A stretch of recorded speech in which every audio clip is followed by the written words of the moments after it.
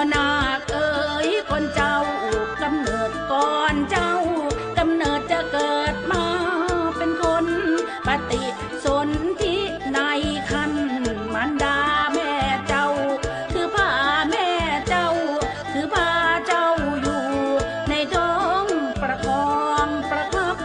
ประคับประคองอุ้มท้องไปมานับวันเว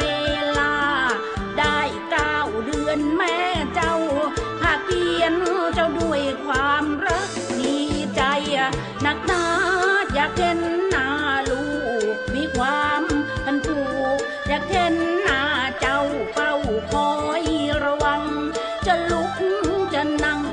จะเดินจะยงแม่ต้องเดินค่อยๆถ้าหากพลาดพลั้งแม่คงเสียใจพ่อนาคเอ๋ยคอยมาเบาเด้ยางแห้งกับบ่ได้อย่างตะลมอย่างตะเสียอย่างตะลูกเจ็บอย่างตะลูกปวดโอ้